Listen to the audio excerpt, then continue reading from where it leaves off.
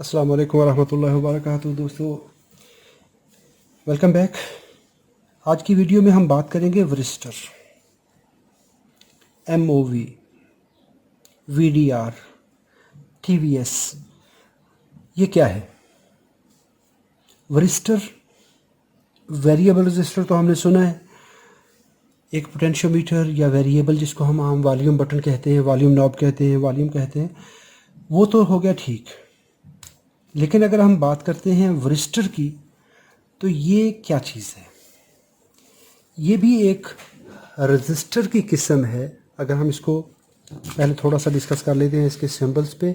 अगर आप डायग्राम पे देखते हैं तो इस तरह करके हमें ये एक चीज़ मिलती है। रजिस्टर है, लेकिन इसके ऊपर इस तरह से Z बना हुआ है। अगर ये इस तरह ये रजिस्टर है, रजिस्टर की शक्ल बनी हुई है, तो इसमें ये Z बना हुआ है, तो ये वरिस्टर है। अगर इस तरह करके इसमें U या V का लफ्ज़ लिखा हुआ है तो भी ठीक है। अगर इस तरह Z लिखा हुआ है तो भी ठीक है। अगर ऐसे डाइक का सिंबल बना हुआ है तो भी ठीक है। ये बेसिकली है क्या? ये ऐसा रजिस्टर, यानी है रजिस्टर, लेकिन ऐसा रजिस्टर जो कि वोल्टेज के लेवल पे जाने से ऑन होता है या इसकी रेजिस्टेंस चेंज होती है। अभी हम अगर एक आम पोटेंशियोमीटर को देख लेते हैं, वेरिएबल रजिस्टर को देख लेते हैं, तो इसकी रेजिस्टेंस देखिए कैसे चेंज होती है कि इसकी रेजिस्टेंस लीनियरली चेंज हो रही है।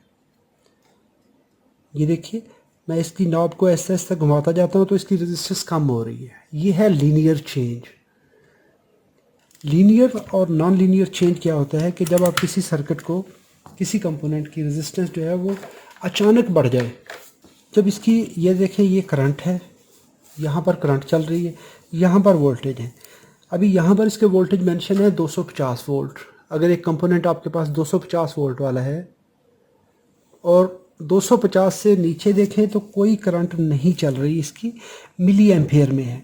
लेकिन जैसे ही 250 वोल्ट को क्रॉस करेगा तो इसकी रेजिस्टेंस कम से कम हो जाएगी। जब रेजिस्टेंस कम होगी तो उसमें करंट ज़्यादा से ज़्यादा फ्लो होगी, चाहे वो पॉजिटिव डायरेक्शन में है, चाहे वो वोल्टेज डिक्रीज होकर, कम होकर नीचे की तरफ आते हैं।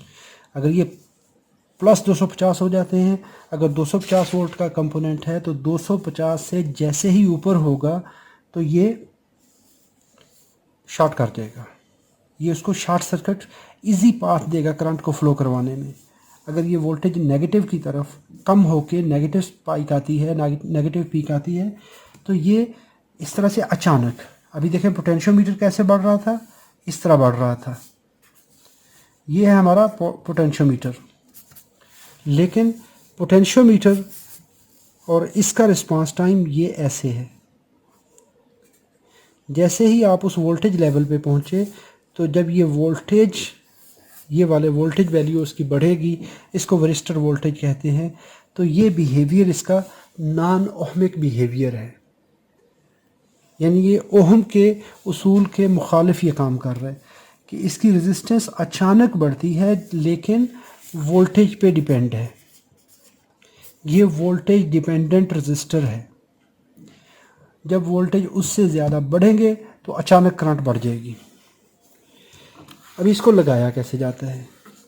ये लगाने के लिए, चूँकि ये प्रोटेक्शन के लिए यूज़ होता है, इसको किसी भी सर्किट में, ये हमारे पास एक सर्किट है ये वाला, तो इस सर्किट की प्रोटेक्शन के लिए इसको हमने लाइन वोल्टेज दिए, न्यूट्रल दिए, लेकिन साथ में पैरेलल में ये एक लगा दिया कंपोनेंट। इसको हमने MOV कह दिया, वरिस्टर कह दिया, VDR कह दिया, ZD कह दिया, जो भी है। और सीरीज़ में एक फ्यूज़ लगा हुआ है। अभी ये बिल्कुल सोया हुआ है, ये काम नहीं कर रहा। लेकिन जैसे ही वोल्टेज उस लेवल से बढ़ेंगे तो ये क्या करेगा, यहाँ से ईजीएस्ट पाथ, कम से कम रेजिस्टेंस पेश करेगा। जैसे ही कम रेजिस्टेंस पेश करेगा तो क्या होगा कि जो हमारी करंट हाई स्पाइक आई थी, ज़्यादा वोल्टेज आए थे, वो उन वोल्टेज को यहाँ से गुजारेगा। अगर तो वो छोटी स्पाइक है, थोड़े वक्त के लिए है, तो इसको गुजार देगा। अगर वो ज़्यादा वोल्टेज बार बार आ रहे हैं और इसकी टेम्परेचर बढ़ जाता है तो ये फट भी जाता है, ये डैमेज हो जाएगा। उसको भी हम डिस्कस करते हैं। ऐसे ही ये किसी ट्रांजिस्टर की, स्विचिंग ट्रांजिस्टर की प्रोटेक्शन के लिए हो सकता है। इसी तरह ये 3 लाइन कॉन्फ़िगरेशन में भी यूज़ होता है कि लाइन से न्यूट्रल में और लाइन से अर्थ की तरफ और न्यूट्रल से अर्थ की तरफ जो हमारा सेफ्टी ग्राउंड होता है वहाँ से लगा देंगे, तो कॉमन माड और डिफरेंशियल माड दोनों नॉइज़ेस को ये एलिमिनेट कर देगा और निकाल देगा। अभी ये तो हमने बात कर दी कि ये लगता कैसे है, इसको इस्तेमाल कैसे किया जाता है। अभी आ जाते हैं इसके बनावट पे। तो ये बनावट में देखें, ये इस तरह से है, ये ब्लू कलर में भी होता है, रेड में भी होता है, येलो कलर में भी होगा, जो भी कलर होगा हमें उससे लेना देना नहीं है।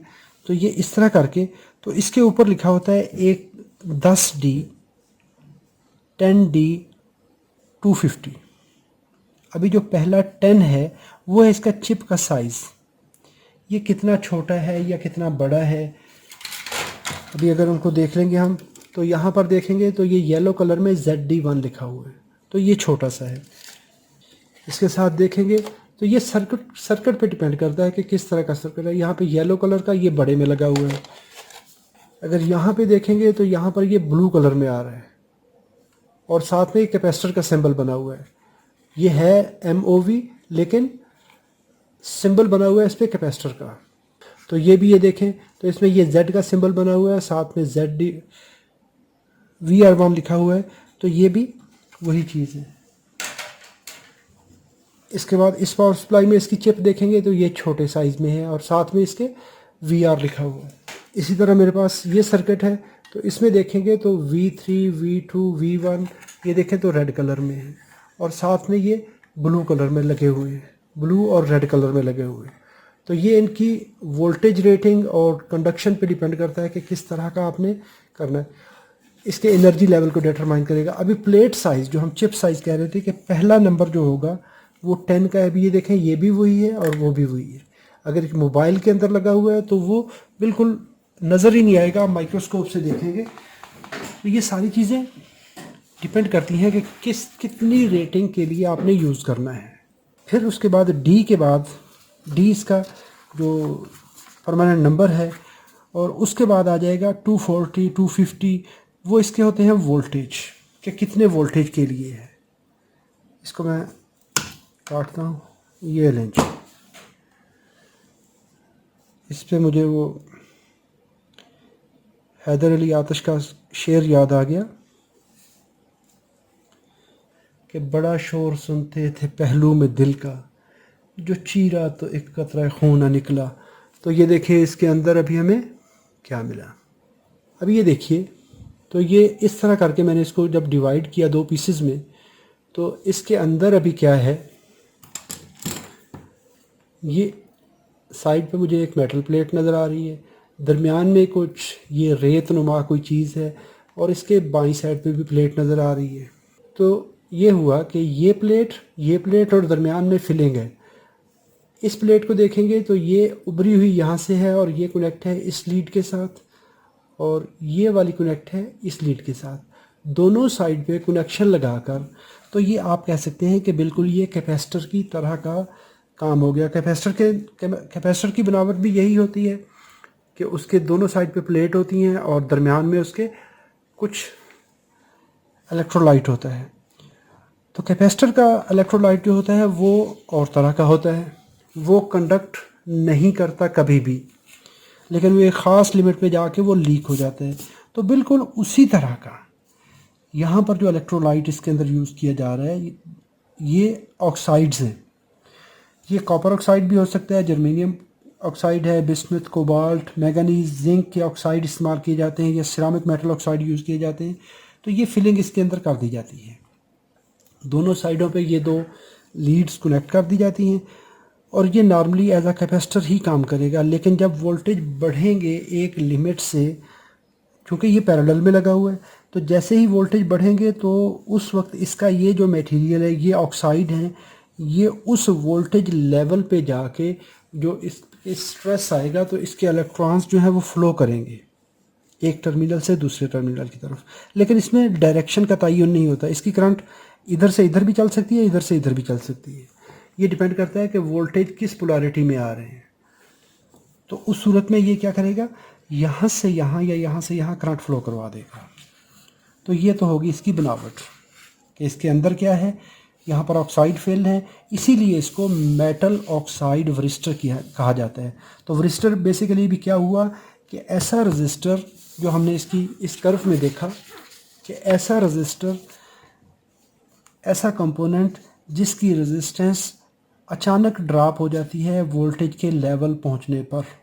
अगर ये 250 वोल्ट का है तो 250 पे इसकी रेजिस्टेंस कम हो जाएगी और मैक्सिमम करंट फ्लो करवा देगा। जब वो वोल्टेज उससे कम हो जाएंगे तो फिर ये ओपन हो जाएगा। यानी उस 250 वोल्ट पे 250 वोल्ट से जो ही बढ़ेंगे तो रेजिस्टेंस ज़्यादा हो जाएगी, जैसे कम हो गए तो फिर ये ओपन हो जाएगा। लेकिन एक वक्त इसमें ऐसा भी आता है, उसको भी हम देखते हैं कि उस वक्त ये बिल्कुल डैमेज हो चुका होता है। तो इसको कहा जाता है ट्रांजिएंट वोल्टेज सुप्रेसर। ट्रांजिएंट क्या होती है? पहले ट्रांजिएंट की डेफिनेशन देख लें। तो ट्रांजिशन जो होती है, ये देखें, ये नॉर्मल फ्रिक्वेंसी है हमारी इस तरह की, जो लाइन वोल्टेज आ रहे होते हैं हमारे, तो ये होते हैं, ये इस तरह से ये लाइन आ रही है, ये हमारा नॉर्मल लेवल है। अचानक से एक स्पाइक ऐसे आती है, इसको कहते हैं वोल्टेज सर्ज। ये आसमानी बिजली की वजह से हो सकती है, जो हमारी इलेक्ट्रिकल पावर कंपनी है उसमें जो स्विचिंग हो रही होती है, उसमें जो जब वो ट्रांसफार्मर को स्विच करते हैं तो उसकी वाइंडिंग की वजह से भी ये स्पाइक आ सकती है। या किसी ने अचानक से बहुत हैवी कारखाना लगाया हुआ है तो उसमें मोटरें चला दी, तो मोटरों के मैग्नेटिक फील्ड के रिवर्स होने की वजह से भी लाइन पे स्पाइक आ सकती है। ये स्पाइक ऊपर की तरफ भी जा सकती है, हाई साइड पे भी और लो साइड पे भी। इसको हम इस तरह भी देख सकते हैं कि ये स्पाइक ऐसे ऊपर भी जा सकती है, नीचे भी जा सकती है। अभी इसने करना क्या है कि ये जो लेवल है इसको गुजरने देना है, इससे ऊपर की जितनी स्पाइक होंगी उसको इन्हें क्लैंप कर देना है। क्लैंप कैसे करेगा कि इसके जो वोल्टेज जब इस लेवल से बढ़ेंगे, जो स्पाइक आई थी, जो ट्रांजिएंट आई थी, अचानक से वोल्टेज आए थे, ट्रांजिशन आई थी, वो यहाँ से गुजार देगा। जो हमारा ये लेवल है, ये वाला, ये गुजरता रहेगा। लेकिन जैसे ही स्पाइक आएगी तो ये उसको अरेस्ट करके यहीं से गुजार देगा। यानी 250 से जितने वोल्टेज ज़्यादा आएंगे वो यहाँ से गुजार देगा, पास करवा देगा। इसी तरह ये नेगेटिव में भी आ सकती है, इसी तरह पल्स के दरमियान में भी आ सकती है, लेकिन जो दरमियान में आएगी उसको नहीं छेड़ेगा। क्यों? कि उसके लिए तो हमारे पास लिमिट है कि जी इसने अपर लिमिट और लोअर लिमिट से वोल्टेज पे डिपेंड करना है, तो ये विद इन वोल्टेज होगी। स्पाइक भी जो है इसको नहीं छेड़ना। लेकिन जो ये वाली स्पाइक है जो वोल्टेज के लिमिट से ऊपर जाएगी, जो नॉर्मल आपके रेटेड वोल्टेज है उससे ज़्यादा जाएगी, तो ये उसको रिमूव कर देगा। अभी नेक्स्ट हमारी डिस्कशन है कैटास्ट्रोफिक फेलियर पे। ये वो कंडीशन होती है कि जिस वक्त एक कंपोनेंट बिल्कुल डैमेज हो जाता है, वो दोबारा काम करने के काबिल नहीं रहता, उसकी रिकवरी रिपेयर मुमकिन नहीं होती। तो उस कंडीशन वो कब आती है? जब तक ये ठीक है, वोल्टेज इसकी लिमिट के, जब जहाँ तक मैन्युफैक्चरर ने बनाया है, जो इसके अंदर मटेरियल फिल किया है वो उसकी स्पेसिफिकेशन के अंदर है, तो ये काम करता रहेगा। और इसको जिस साइज़ में बनाया, अभी देखें इसका चिप का साइज़ है, अगर 10 है, 15 है, 60 है, जो भी इसका साइज़ है, उस साइज़ के हिसाब से ये करंट को गुजारता रहेगा, उतनी स्पाइक्स को गुजारता रहेगा। लेकिन जैसे ही चिप का साइज़ आ गया और उसमें एक लिमिट दे दी कि इतनी एनर्जी जो है, इतने जाउल्स जो हैं, वो एनर्जी इसको हैंडल करेगा। उससे ज़्यादा अगर एनर्जी आएगी, तो अगर इसमें करंट बार बार वो एनर्जी आ रही है, करंट फ्लो कर रही है, जिस जगह पे करंट फ्लो करती है तो वहाँ पे टेम्परेचर बढ़ता है। अगर वो स्पाइक्स बार बार आ रही हैं और ये अपने आप को ठंडा नहीं कर पा रहा, फिर से स्पाइक्स आ जाती हैं, तो क्या होता है कि इसका जो मटेरियल है वो डैमेज होता है, इसके ऑक्साइड जो है वो मेल्ट हो जाते हैं। जैसे ही मेल्ट होते हैं तो फिर क्या होता है कि ये शॉर्ट सर्किट हो जाता है। उस वक्त कौन कौन सी पैरामीटर्स इसमें होते हैं कि एक तो कंडीशन आ गई कि वोल्टेज बहुत ज़्यादा आ गए, और दूसरा जो इसकी एनर्जी हैंडलिंग कैपेबिलिटी से ज़्यादा आ गए, इसमें उतनी हिम्मत ही नहीं है कि उस ताकत जो एनर्जी आई है उसको हैंडल कर सके, तो फट जाएगा।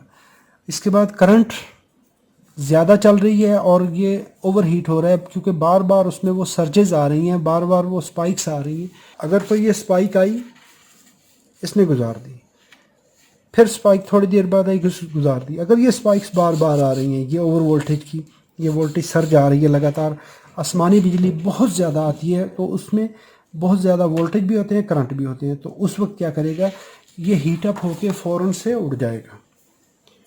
तो जब आप इसकी डाटा शीट देखते हैं तो डाटा शीट में आपको इसके वोल्टेज के कितने वोल्टेज पे काम करेगा, 250 वोल्ट पे है, 10 वोल्ट पे है, 20 पे है, ये मुख्तलिफ वोल्टेज रेंज में होता है, 400 वोल्ट में है, 1000 वोल्ट में है, जो भी इसका वोल्टेज लेवल है वो डिफ़ाइन होगा उसकी डाटा शीट के अंदर।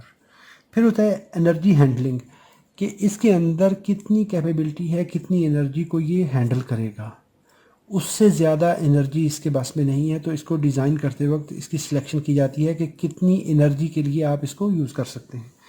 इसके बाद ऑपरेटिंग वोल्टेज है कि नॉर्मल अगर 220 वोल्ट है और 250 की लिमिट पे आपने लगा दिया है तो 220 तक तो ये बिल्कुल सुकून में रहेगा, सोया रहेगा। लेकिन जैसे ही वोल्टेज 250 से ऊपर बढ़ेंगे तो ये आंखें खोलेगा कि ले अभी काम हो गया, तो ये फ़ौरन से उन वोल्टेज को क्लैंप कर देगा। क्लैंप क्या होता है कि आप एक लिमिट लगा देते हैं कि ये लिमिट है, इसके दरमियान रहोगे तो काम करना है, इससे ऊपर होंगे तो काट देना है, तो ये क्लैंपिंग इसको कहते हैं, क्लैंप फंक्शन होता है।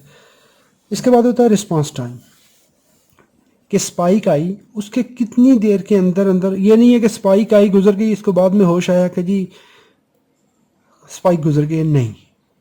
तो इनका रिस्पांस टाइम अगर मोबाइल के अंदर जो यूज़ हो रहे हैं तो उनका रिस्पांस टाइम होता है 1 नैनो सेकेंड के करीब करीब। तो जो नॉर्मल सर्किट्स के अंदर होता है तो 40 से 60 नैनो सेकेंड इसका टाइम होता है। Nano second 1/10 raise to power 9, 1 2 3 1 2 3।